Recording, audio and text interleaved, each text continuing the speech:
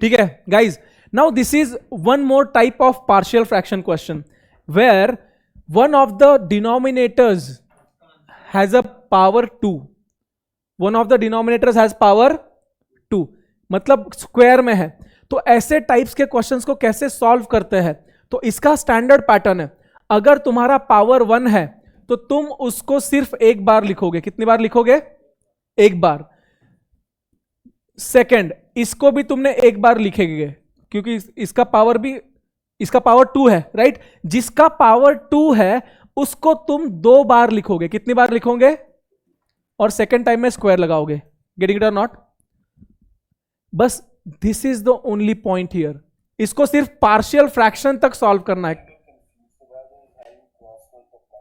कोई टेंशन नहीं है। देखो इधर, मुझे एक बात बताओ, यहां पे x प्लस 2 and x plus 3 whole square है, करेक्ट? यू जस्ट थिंक कि how can I make this denominator this. तो यहां पे x प्लस 2 ऑलरेडी है कि नहीं, right? So you just multiply this entire by x plus 3 whole square, x plus 3 whole square. Your denominator is same like this, correct? Here it is x plus 3 only. So through this bracket, यहां पे x plus 3 square है, तो I will multiply it by x plus 3 into x plus 2. मेरा denominator same हो जाएगा, सो मुझे numerator में भी x plus 3 into x plus 2 करना पड़ेगा, right? And here third bracket is already x plus 3 square, so I just need x plus 2, तो ये x plus 2 हो जाएगा। सो तुम्हारा डिनोमिनेटर पूरा इस डिनोमिनेटर का इक्वेट हो गया है। So here what you will do, minus 3x minus 4 equals to a bracket x plus 3 whole square plus b x plus 3 into x plus 2 plus c x plus 2. That's it. Getting it or not?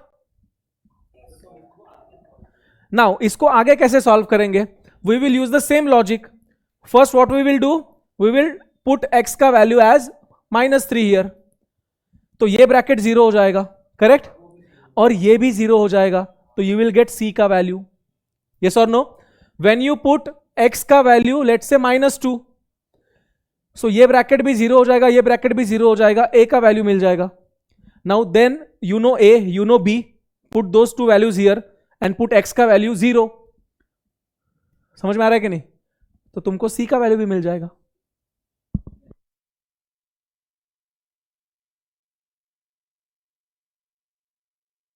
How many of you understood this? Raise your hands. Yes, yes, yes. इधर देखो, इधर देखो, सब लोग वापस से इस question को मैं एक्सप्लेन कर रहा हूं, ये अपन पहली बार डिस्कस कर रहे हैं, ठीक है? सब लोग इधर ध्यान देंगे वापस से। मुझे एक बात बताओ, ये जो मैंने लिखा है यहां पे, ये कितने लोगों को समझ में आ गया? Raise your hands. How many of you have understood this? Raise your hands. बस 4 लोगों को। Guys I am again asking this question, how many of you have understood this? Raise your hands. Mihir, Pranshu, Gargi, ठीक है। वापस से सब लोग एक काम करेंगे, सब लोग फॉलो करेंगे मुझे। लिखो सब लोग क्वेश्चन।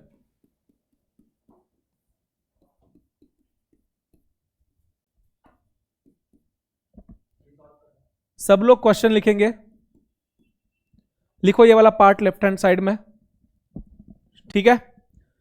अब सब लोग जब ये पार्ट लिख रहे हैं लेफ्ट हैंड साइड में, बेटा मैं क्वेश्चन अलग दे रहा हूं। कौन सा नशा करता है दिव्यांश, सच्ची बता। देखो अभी इधर देखो गाइज, अभी x माइनस 2 का होल स्क्वायर आ रहा है, तो मैं पहला वाला ब्रैकेट x माइनस 2 ही लिखूंगा, बट जिसका भी स्क्वायर आ रहा है उसका दूसरा ब्रैकेट मैं स्क्वायर के फॉर्म में लिखूंगा। समझ में आ रहा है कि नहीं? यही एक इंपॉर्टेंट पॉइंट है इस क्वेश्चन में। This is the only important point. और नो, नॉट कंपल्सरीली, ऐसा जरूरी नहीं है। There has to be 2 terms. जिसका भी स्क्वायर आ रहा है, एक बेस में उसका नॉर्मल पावर 1 चाहिए, दूसरे बेस में x माइनस 2 होल स्क्वायर चाहिए। अभी इसको मैंने यहां पे इसलिए लिखा क्योंकि ये इमीडिएटली लिखना था मुझे। अगर कोई इसको यहां से उठा के, कोई इसको यहां से उठा के इधर भी लिखता है, still it is right, it is not wrong. Getting it? जो वैल्यू आना है वही वैल्यू आएगा, समझ में आ रहा है?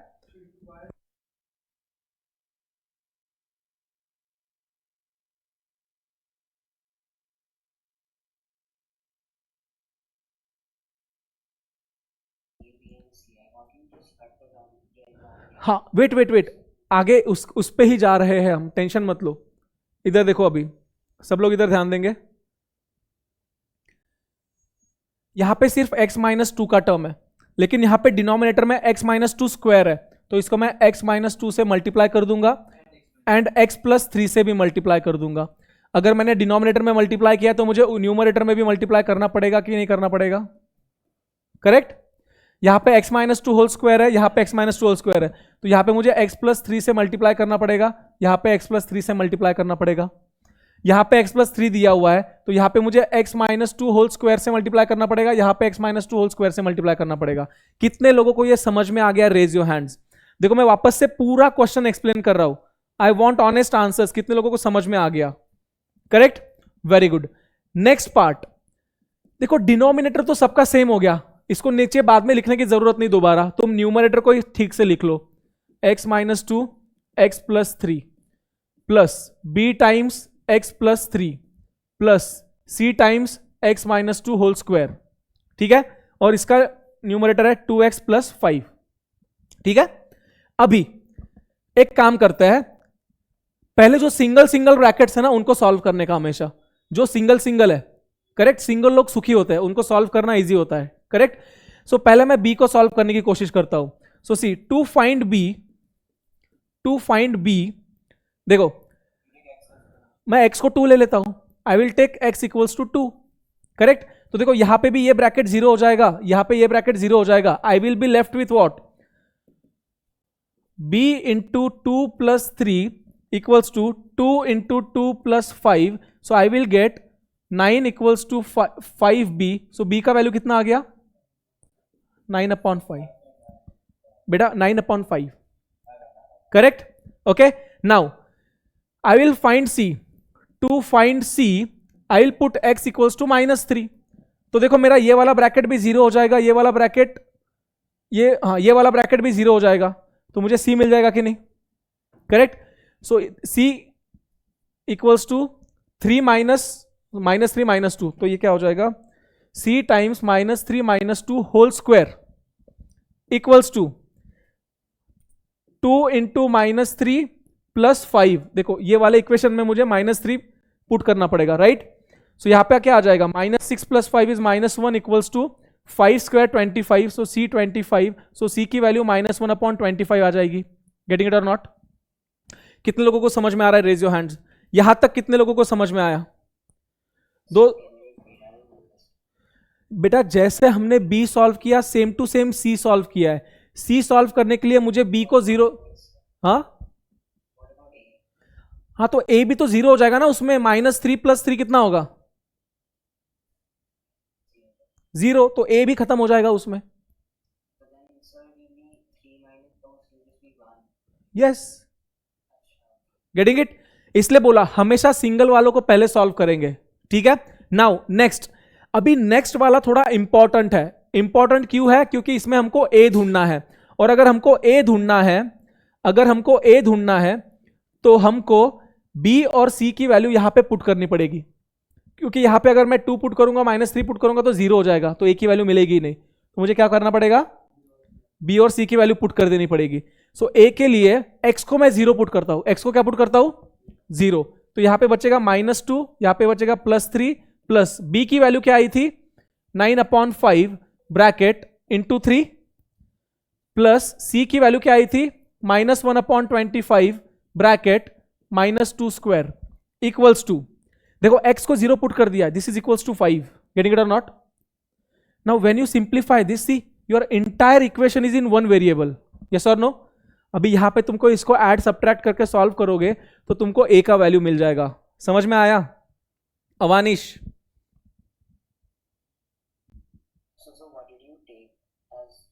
जीरो इधर लिखा है ना भाई, to find a I have taken x as 0, क्योंकि मेरे पास b और c दोनों का वैल्यू है, करेक्ट? अच्छा, ये अच्छा तरीका है मेहनत ना करने का। 5 equals to -6a plus 27/5 minus 4/25। So इसको मैं 5 से मल्टीप्लाई कर देता हूं, मेरे को सिंप्लीफाई करने के लिए इजी हो जाएगा। So 5 equals to -6a plus 27 5 135 minus 4 is 131/25 आ जाएगा। इसको लेफ्ट में लेके आऊंगा तो 5 minus 131/25 equals to 6a। Okay, -6a, ठीक है। So 25 5 125 minus 131/25 equals to -6a। So 125 minus 131 is -6/25 equals to -6a। -6 cancel, a is equals to 1/25। Getting it? So अगर ये ऐसा क्वेश्चन आता है तो सीधे 10 मार्क्स के लिए आना चाहिए, इतनी मेहनत करवा रहा है ये क्वेश्चन। गेटिंग इट और not? Is my point clear guys?